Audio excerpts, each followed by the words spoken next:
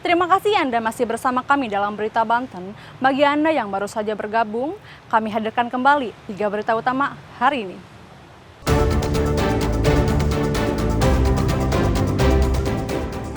Datang subuh, orang tua murid di Lebak rebutan kursi di hari pertama sekolah.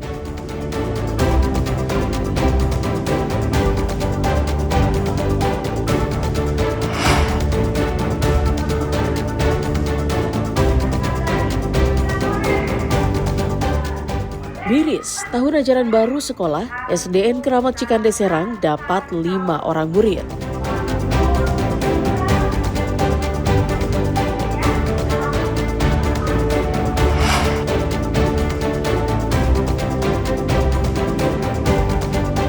Nekat pelaku pencurian kotak amal masjid di Lebak beraksi di siang hari.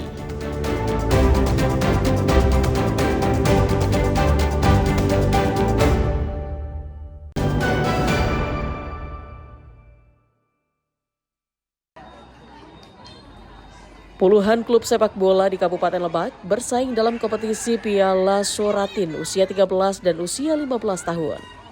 Kompetisi ini diselenggarakan oleh Askap PSSI Lebak di Stadion West Korni Rangkas Bitung, Kabupaten Lebak. Sebanyak 22 klub sepak bola di Kabupaten Lebak terbagi dalam zona selatan dan zona utara. Dari 22 tim yang bertanding, 20 tim berasal dari sekolah sepak bola dan 2 tim profesional, yakni Nathan FC dan Persira Rangkas Bitung. Rencananya kompetisi ini akan digelar selama 1 pekan. Selain untuk menambah pengalaman dan meningkatkan kemampuan, kegiatan ini juga digelar untuk mencari bibit-bibit pemain sepak bola yang diharapkan bisa terus berprestasi untuk mengharumkan nama daerah ke tingkat nasional. Hari ini pelaksanaan zona utara diikuti oleh 12 SSB dan 2 klub asal Kabupaten Lebak, Nathan dengan Persira. Kemarin dari zona selatan sudah pelaksanaan, sudah selesai sekitar 8 SSB. Jadi semuanya total ada 22 SSB dan klub yang ikut memeriahkan Piala Suratin tingkat Kabupaten Lebak. Dengan seiring bertambahnya sekolah sepak bola saat ini, diharapkan kompetisi sepak bola lainnya akan semakin banyak, sehingga menghasilkan pemain muda berbakat asal Lebak yang dapat bermain di klub besar. Ariel Maranus Desa Jiwa Pratama melaporkan dari Kabupaten Lebak. Dengan memanfaatkan lahan seluas 500 meter persegi yang dibuat menjadi kolam ikan, Ade Imanudin, warga di Kampung Cangkore, Desa Banjarwangi, Kecamatan Pulau Sari, Kabupaten Pandeglang, kini sukses membudidayakan berbagai jenis ikan koi. Ikan koi dipilih karena pemeliharaannya dianggap cukup mudah, yakni dengan rutin memberi makan ikan dan mengganti air kolam secara rutin agar ikan koi tetap sehat. Usaha ini berawal dari hobi memelihara ikan koi. Awalnya Ade hanya memiliki sepasang ikan koi yang dipelihara beberapa tahun yang lalu. Dan setelah beberapa tahun, Ade berhasil mengembangbiakan menjadi ratusan ekor ikan koi yang terdiri dari indukan dan anakan. Saat ini ada beberapa jenis ikan koi yang ia pelihara dan dikembangbiakan, mulai dari soa, shiro, kohaku, tanco, suhui, dan beberapa jenis lainnya. Ia mengatakan bahwa seiring bertambahnya ikan koi yang dimiliki, Ade pun mulai berinisiatif dengan menjualnya, baik di Kabupaten Pandeglang maupun keluar Kabupaten Pandeglang seperti Lampung, Jakarta, Tangerang, dan Bandung. Ade mengaku jika budidaya ikan koi yang ia jalani saat ini bisa menghasilkan untung hingga puluhan juta rupiah setiap bulannya. Saya dari berangkat hobi, lalu saya kembangkan dari hobi itu karena saya melihat prospek ya saya kembangkan dengan cara budidaya saya sendiri. Nah, untuk ikan koi yang dibudidaya itu jenisnya apa aja nih yang Pak Haji budidaya nih? Ikan yang saya budidaya itu soa, siro, kohaku, tanco, susui, karasi, banyak jenis-jenisnya yang saya budidayakan.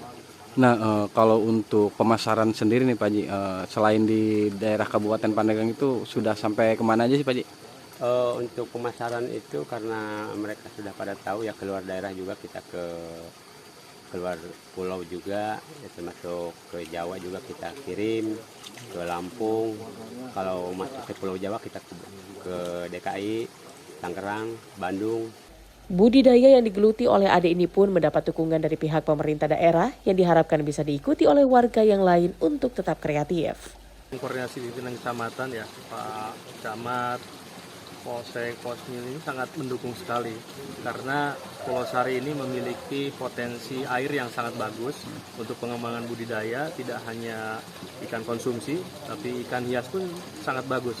Ketika ada warga kami yang memiliki jenis usaha pengembangan budidaya ikan hias, kita sangat support sekali dalam arti pelatihan, kemudian indukan, kemudian evaluasi, bahkan sampai dengan promosi.